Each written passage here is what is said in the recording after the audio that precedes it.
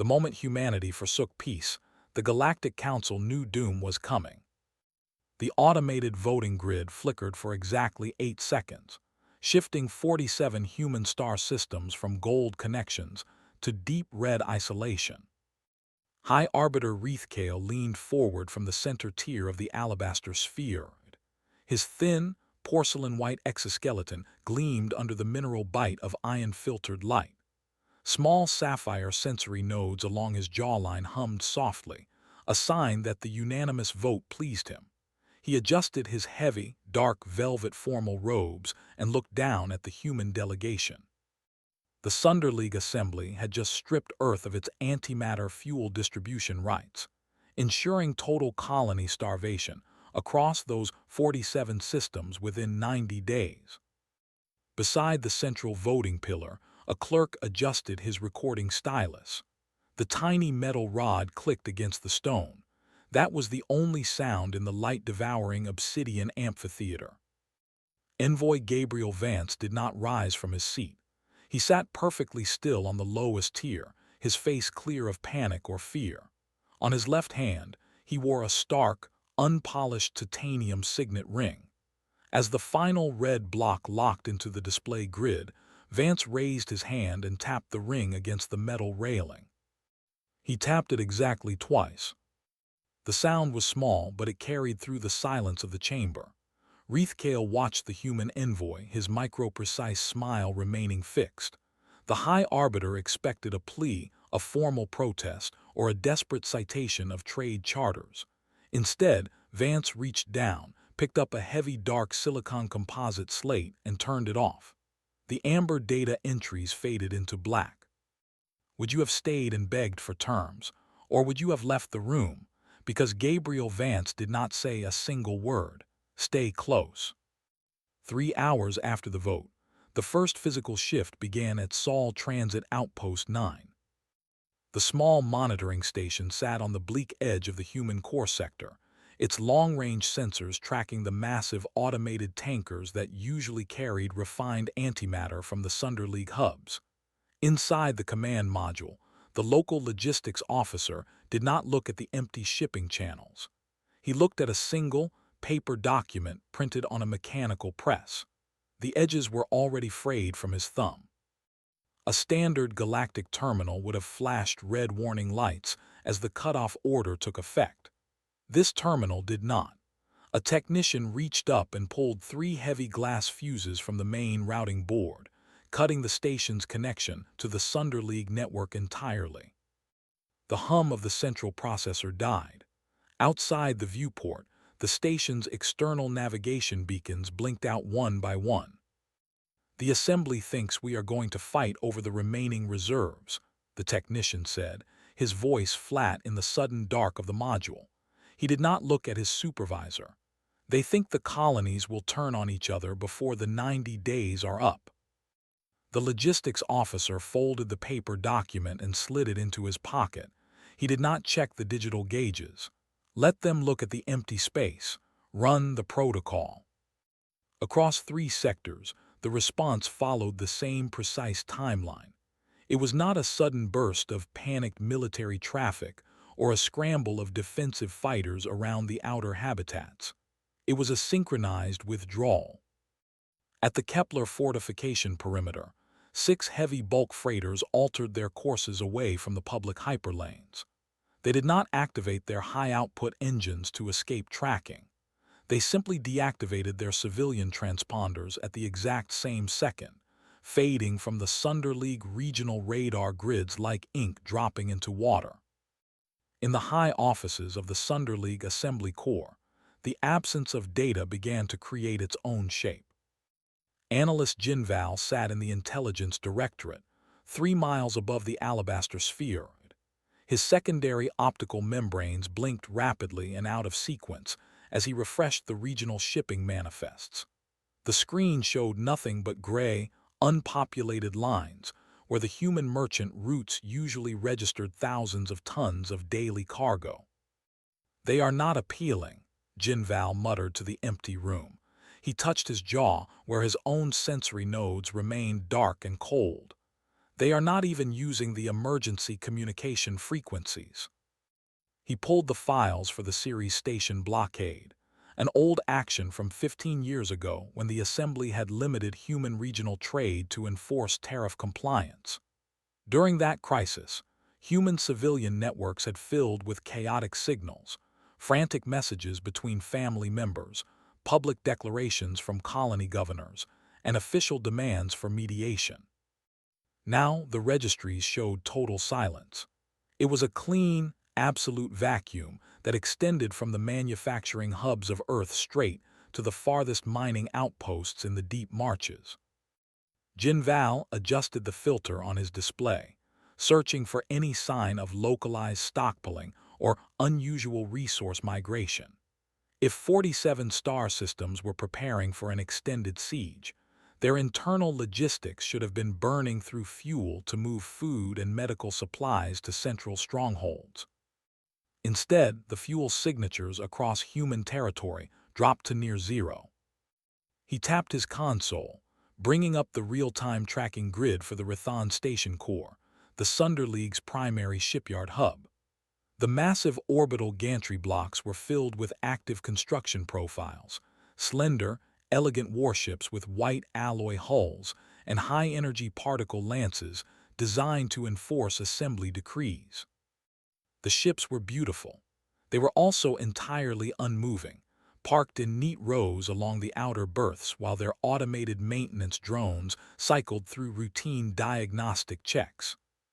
"They think the problem is already solved," Jinval whispered. He looked back at the empty human sector map.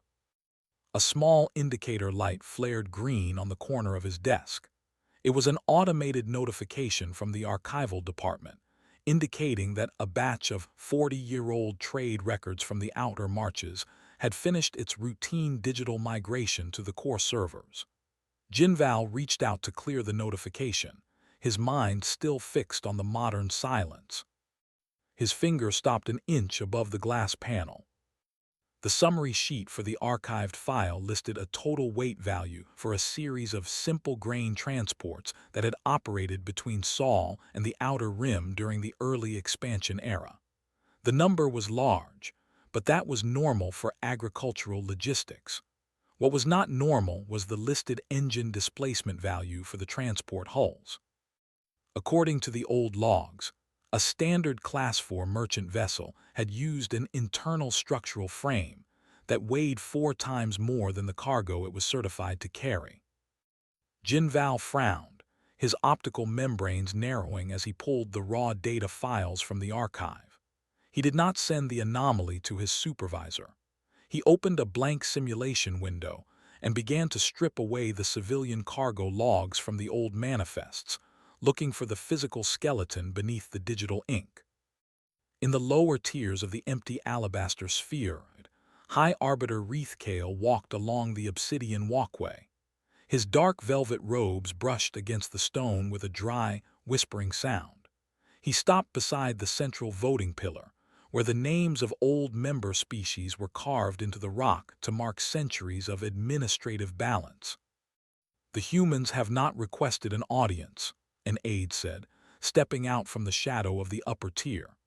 The aide was smaller, his exoskeleton a dull gray that marked his lower rank within the Sunder League hierarchy. "They will," Wreathcale said. His voice was smooth, carrying the relaxed rhythm of a bureaucrat who had seen 50 regional species try to argue with mathematics. "They are looking at their storage tanks. They are realizing that 47 worlds cannot run on local solar collection alone. Our scouts at the Sol Transit Outpost report that the human structures have gone dark," the aide reported, looking down at his handheld slate. "They have cut their own communication arrays. The regional governors are not answering our automated pings." Wreathcale smiled, his white jaw segments shifting with a soft, clicking sound. "It is a primitive form of protest. They think that by hiding in the dark, they can make us feel the weight of their absence. They forget that the Assembly does not need their markets to survive. We only needed their compliance." He reached out and touched the cold obsidian of the pillar. When the 90 days reach 40, the local factions will begin to look at Earth's private reserves. They will blame their own central envoys for refusing to negotiate. They will tear their own governance apart before the first winter hits the agricultural worlds. And if they do not, the aide asked. Reithkale turned his head slightly, his sapphire nodes humming at a higher pitch. Then they will starve in the dark, and we will clean out the empty stations for the next client race. The ledger does not care about the name at the top of the column. It only cares that the total equals 0. High above them, inside the dark intelligence module, analyst Jinval stared at the rendered blueprint on his screen. The civilian grain transport labels had been completely removed by his simulation script. What remained on the display was a long, narrow combat spine made of dense, unreflective black alloy. The internal bays were not configured for agricultural storage bins. They were sized to hold heavy sublight reactor cores and synchronized localized network dampeners. The file was 40 years old, and there were 2,847 identical manifests registered under the exact same hull classification code. Jinval's hands began to shake against the edge of the console. He did not call the High Arbiter's office. He reached for his terminal and began to pull the active, modern registries for every human freighter that had crossed Sunderleague space over the last 10 years, his eyes tracking the weight columns with absolute focus. The paper document remained on the desk at Sol Transit Outpost 9, its single written word facing up toward the unlit ceiling. Counted.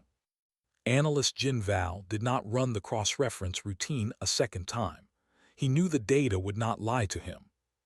Instead, he focused his secondary optical membranes on the modern, active registry files for the 47 human colonies. Over the last 10 years, the Sunderleague Assembly had processed thousands of standard freight containers through the Rathan station core. Every slip, every fuel expenditure, and every maintenance log was perfectly legal. But when Jinval combined the 40-year-old structural templates with the current weight metrics, the truth emerged from the archives. Humanity had never built a single civilian merchant fleet. They had built 900 separate armored hulls, disguised them with cargo containers, and moved them through the primary shipping lanes under the nose of the assembly directory. A low chime echoed through the intelligence module. It was a communication request from the High Arbiter's private suite. Jinval froze, his hands hovering over the delete key on his workstation. If he wiped the simulation window now, the registry anomaly would return to the main server backlog, buried under millions of routine filings for weeks. But the data on his screen was already updating in real time. A single, small system alert flashed at the edge of the human sector grid. The Sol Transit Outpost was no longer sending automated pings. The entire sector had dropped its secondary monitoring beacons, turning the border into a gray, unreadable expanse. Director, High Arbiter Reithkale's voice came through the audio channel, smooth and entirely unbothered. The Assembly is preparing the redistribution files for the outer trade lanes. We need the final tonnage reports for the human agricultural sector to complete the transfers. Jinval swallowed, his throat dry against his porcelain throat segments. He looked back at the black combat frames rendered on his display. The human reports are unavailable, High Arbiter. The local networks are completely down. A soft, clicking laugh came from the receiver. Of course they are down. They are trying to conserve their remaining fuel cells. Send the historic averages instead. They will not be using those lanes again. The line clicked shut. Reithkale had not asked about the tracking gap. He had not even noticed that his own regional defense grid was missing 60% of its routine updates from the human border stations. Jinval did not send the averages. He closed the communication log and opened the active weapon deployment manifests for the Sunderleague flagship fleet, parked at the Rathan Station shipyard. The shipyard was the largest industrial structure in the known galaxy, a circular network of steel berths that stretched across 20 miles of open space. At its center lay the primary fleet anchorage, where 12 heavy Apex cruisers were currently undergoing their standard weapon calibrations. The white hulls glistened under the glare of industrial spotlights, their plasma lances fully charged and ready for deployment. Inside the yard's command tower, a junior logistics clerk checked his daily ledger. He noticed that a routine shipment of automated shielding components from a human manufacturing colony had failed to arrive at its scheduled dock. The clerk did not flag the delay as an emergency. He simply checked the corporate guidelines, noted that human suppliers were now classified as restricted entities, and assigned the missing parts to a secondary domestic contractor. He did not look at the tracking screen, where 3 separate civilian transport signatures had just vanished from the shipyard's outer approach vector. Had he zoomed in on those vectors, he would have seen nothing but empty space. The human vessels were not running. They were coasting on residual momentum, their main engines cold, their thermal signatures hidden beneath the massive debris fields that floated outside the shipyard's perimeter. Inside the lead transport, Envoy Gabriel Vance stood behind the primary pilot's console. He was no longer wearing his dark formal robes.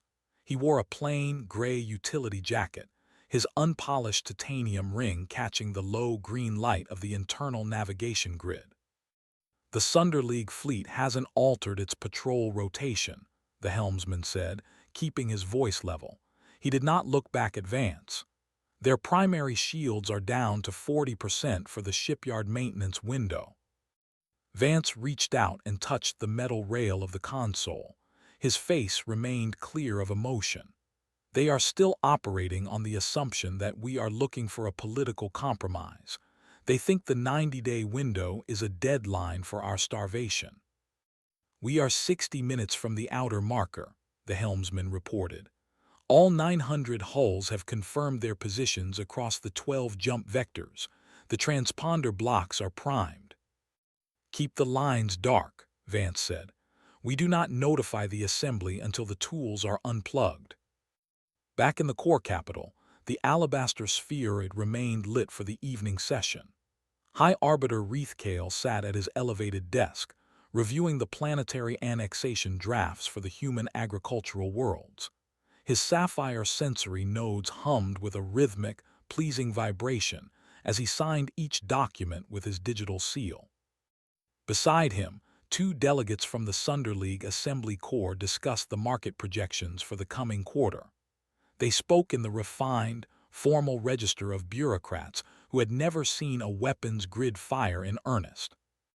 "The human currency has dropped 80% in the regional exchanges," one delegate remarked, his porcelain fingers turning a glass ornament on the table. "Their internal councils are already demanding the resignation of Envoy Vance. They claim he abandoned the negotiation room too early." Reithkale did not look up from his papers. Vance is a logistics specialist. He understands numbers, but he does not understand power. He thought the assembly would care about his colony roles. He forgot that a species without a unified fleet is simply a tenant in our stars. "Our long-range scouts report that some human populations are already leaving the outer habitats," the delegate added, smiling. "They are moving back toward their primary system in small, unarmored transports." "Let them move," Reithkale said, his micro-precise smile widening slightly. "The more of them they pack into their home world, the faster they will exhaust their remaining antimatter reserves. By the time the winter hits, they will be begging us to take the stations off their hands." He reached for the heavy silicon composite registry slate at the edge of his desk. The surface was dark, its amber entries erased during the morning session. He tapped it once with his finger, expecting the system to display the clean, empty columns of the newly cleared human territories. The slate did not load the administrative columns. Instead, a thin line of blue code began to scroll across the dark silicon surface. It was not an assembly database format. It was a raw, low-level system diagnostic language that Reithkale had not seen since his early training in the fleet academies. He frowned, his sapphire nodes shifting their tone to a sharp, discordant hum. He touched the interface panel, attempting to override the display and force the document loader to restart. The interface remained frozen. The blue text continued to scroll, faster now, filling the dark slate with columns of raw weight metrics and vector calculations that did not match any commercial shipping lane in the database. High above the chamber, analyst Jinval watched his own monitor go completely white. He did not touch his keyboard. He knew it would do no good.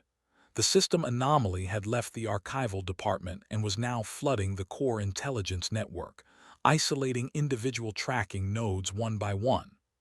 On his secondary display, the gray, unpopulated map of the human sector was no longer empty.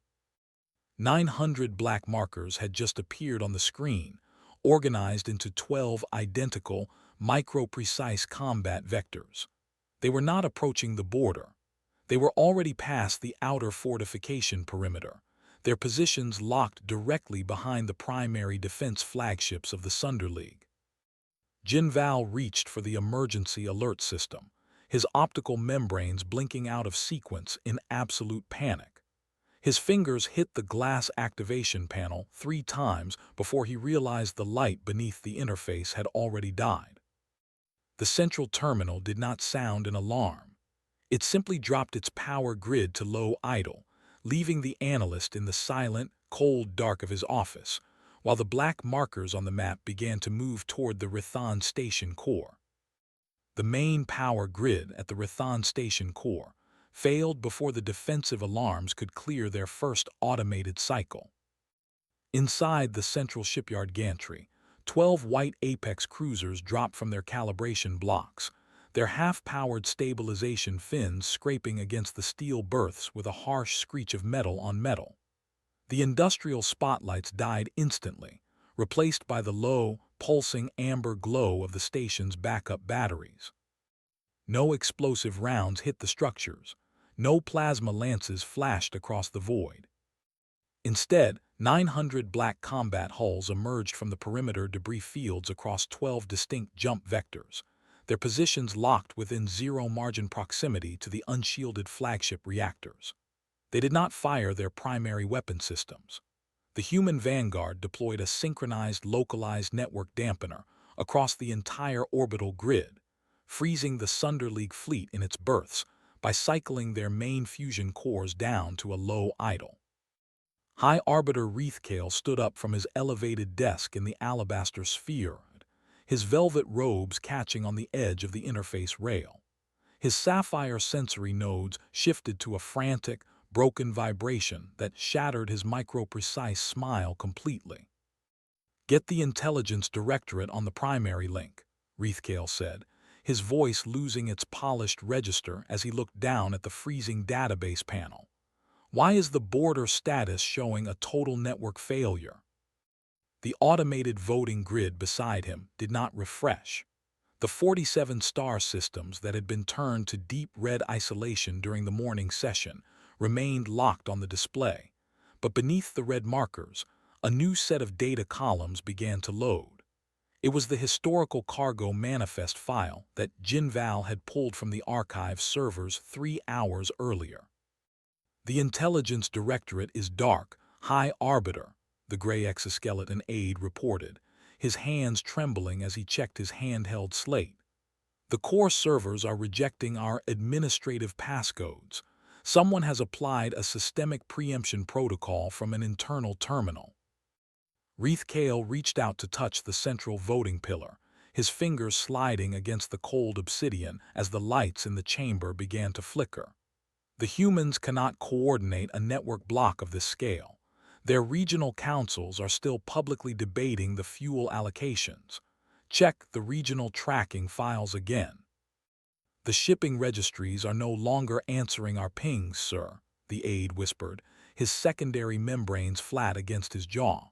"The total tonnage signatures directly behind our shipyard core just tripled. They are not merchant vessels."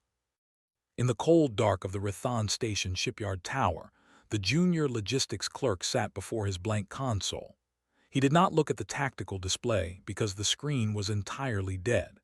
He reached into his pocket, pulled out a small plastic ration bar, and tore the edge with his teeth. He chewed slowly in the silent, unlit module, listening to the unfamiliar sound of 3 heavy human medical crafts docking with the external maintenance platforms. Through the viewport, the massive shipyard complex did not explode. The white alloy hulls of the Sunder League cruisers simply sat dark and inert in their berths, their weapon systems locked by an architecture that knew exactly how to turn off the power without shedding a single drop of blood. Level-voiced human operators began to broadcast across the open emergency frequencies, their dictions clipped and completely disciplined. Sunder League personnel, this is the Terran Logistics Vanguard, the transmission echoed through the unpowered flagships. Your primary reactors have been cycled down to maintenance minimums. Do not attempt to override the safety blocks. Your regional defense grid is no longer active. We are currently evacuating all non-combat personnel from the primary shipyard gantry blocks to Sol Transit Outpost 9. Inside the lead transport, Envoy Gabriel Vance watched the tactical markers on his plane console lock into position. The 90-day starvation deadline that the Assembly had voted to enforce was no longer a variable on his display. The flagship reactors are stable at 3% capacity, the helmsman reported, his hand steady on the cold navigation rail. The Sunder League defensive crews are complying with the evacuation orders. No human faction has broken the radio silence. Vance reached down and adjusted the unpolished titanium signet ring on his left hand. The Assembly calculated our compliance by the volume of our merchant requests, but they forgot to measure the weight of the hulls we used to carry them. They thought our domestic debates were a sign of terminal fragmentation. We have isolated 47 separate defense platforms without a single casualty, the helmsman added, looking up at the Black Fleet surrounding the shipyard core. The Sunder League Assembly Corps is completely blind to our movements. They are not blind, Vance said, his face clear of any gloating or pride. They are looking at the bottom of their ledger, and they are realizing the paper is already on fire. Move the main transport to the primary docking ring. We have to enter the chamber before the 90 days can begin to change the rule. Back in the Capitol Amphitheater, High Arbiter Reithkale watched the blue code on his dark silicon slate resolve into a single, flat statement. The amber data entries that had recorded 40 standard years of human trade profiles were completely gone. The registry slate wasn't flashing with civilian cargo values anymore. It was registering 900 mass signatures directly behind his personal flagship. They spent 40 years archiving cargo slips, Reithkale muttered, his sapphire nodes turning cold and dark as the scale of the administrative trap settled into his thoughts. They did not build a logistics network to beg for access to our stars. They built it to replace the floor beneath our feet. The central voting pillar in the middle of the alabaster sphere suddenly flared with a brilliant, steady white light, its automated sensory panels flashing out of sequence as the human data packets overrode the ancient administrative blocks. The room had finally run out of variables to manipulate, but from the lowest tier of the dark amphitheater, the shadow of a single human figure began to move toward the central floor. Envoy Gabriel Vance stepped onto the central floor of the alabaster sphere, his plain utility boots clicking flatly against the dark obsidian. Behind him, the automated voting grid continued to flash with the white light of the overridden system data, casting long, sharp shadows across the 4 40-story tiers, where hundreds of assembly delegates sat in absolute silence. High Arbiter Reithkale remained behind his elevated desk, his porcelain-white exoskeleton rigid under the flickering mineral glare. The sapphire sensory nodes along his jawline were completely dark, their rhythmic humming stopped as his micro-precise smile vanished. He looked down at the human envoy, his fingers still resting on the frozen silicon surface of the registry slate. "This is an illegal intrusion into the legislative core, Envoy Vance," Reithkale said, his voice flat, stripped of its smooth, bureaucratic polish. "The Sunderleague Assembly is a sovereign body. You cannot alter a unanimous vote by force." Vance did not raise his voice. He stopped at the base of the central voting pillar, his unpolished titanium signet ring catching the steady white light of the display panels. "We are not altering your vote, High Arbiter. We are simply updating your ledger. You calculated our compliance by the volume of our merchant requests, but you forgot to measure the weight of the hulls we used to carry them." The gray exoskeleton aide at Reithkale's side touched his handheld slate 3 times, his secondary optical membranes blinking in rapid panic. "The Terran Logistics Vanguard has completed the deployment across the Rithon Station core, sir. Every flagship reactor is isolated. The shipyard gantry blocks are entirely under human monitoring." Reithkale leaned over the rail, his large, porcelain hands gripping the stone. "You think 900 dreadnoughts can hold 12 apex species in check forever? The Sunderleague has hyperlane access points across 3 sectors that your hidden fleet cannot reach. The moment our secondary fleets mobilize, your 47 systems will still starve."